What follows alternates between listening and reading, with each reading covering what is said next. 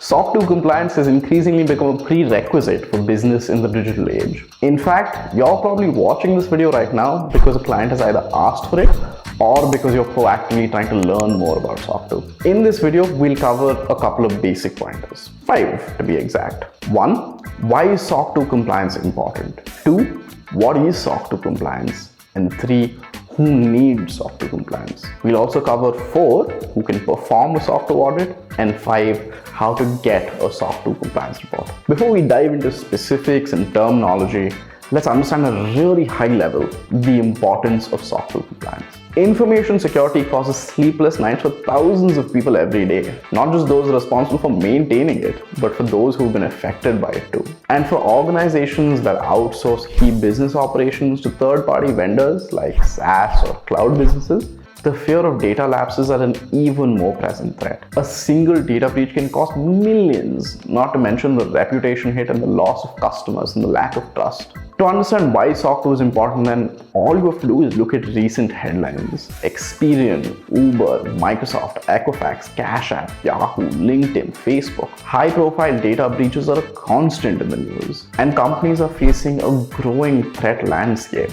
The importance of data security, not just of your own, but of all the vendors that process data with you, cannot be understated. So then, what is SOC 2 compliance? SOC 2 compliance is an information security framework that specifies how organizations should protect data, and it was developed by the AICPA. Let's break down those two abbreviations I used, SOC 2 and AICPA. What does SOC 2 stand for? System and Organization Controls 2. It's named as such because it deals with the operating effectiveness of an organization's control over its information and systems. AICPA, its developing body, stands for the American Institute of Certified Public Accountants, since CPAs are responsible for vetting your compliance against the SOC 2 standards. A SOC 2 compliance report examines your organization's control over what's known as the TSCs, or the Trust Service Criteria. Simply put, TSCs are a set of controls and processes an organization implements when getting SOC 2 compliant. There's 5 Trust Service Criteria you can choose from: security, availability, processing integrity, confidentiality, and privacy. Security is the only mandatory TSC, and it refers to the protection of system resources against unauthorized access. Availability details accessibility of your system, product, or services. Processing integrity addresses whether or not a system achieves its purpose, and confidentiality ensures appropriate access and disclosure is restricted to a specific set of people. Privacy finally addresses the system's collection, use, retention, disclosure, and disposal of personal information in line with your company's privacy notice. You can choose your TSC and then deploy your controls against them. Once you've done this, you move on to the next step, the type of SOC 2 compliance report you want. There's 2 types of SOC 2 compliance reports, SOC 2 Type 1 and SOC 2 Type 2. A SOC 2 Type 1 is like a photograph. It's a point-in-time assessment of your controls against the trust service criteria you've chosen. A Type 2 report is like a video. It's a continuous assessment to see whether you're actually following these controls over a long period of time. You can watch a detailed video outlining the 2 in the top right corner right now.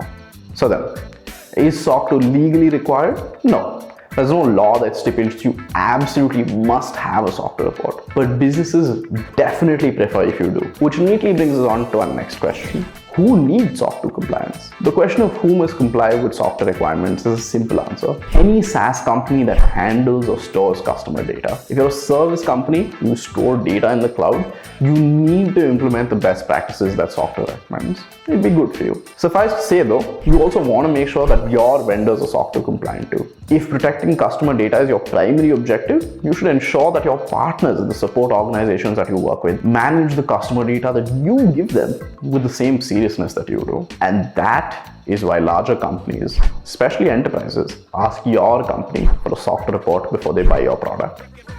So, who can perform a SOC 2 audit? SOC 2 audits can only be performed by independent CPAs or certified public accountants. The AICPA, which is the body that developed SOC, has professional standards that regulate the work of these auditors, and all AICPA audits undergo a peer review.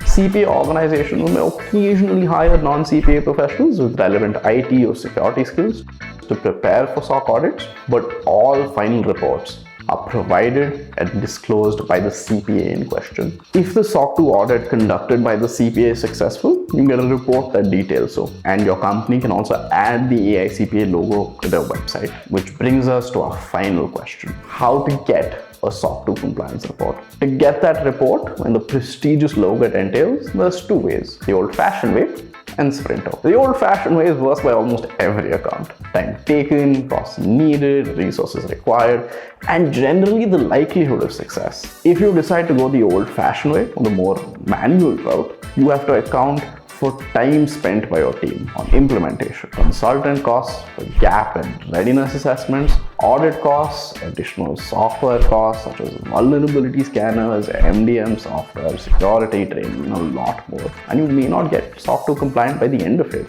On the other hand, Sprinto customers have a 100% audit success rate, and they get that SOC 2 report quicker, easier, and more affordably thanks to industry-leading automation, personalized implementation, and audit support by our compliance experts. While the old-fashioned way costs hundreds of thousands of dollars and takes between 6 to 9 months, Sprinto customers get their software reports in just 4 to 6 weeks and for a fraction of the cost.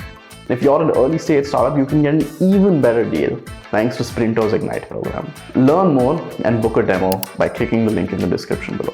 And as always, if you have any questions, feel free to ask them in the comments. We'll get back to you as soon as possible.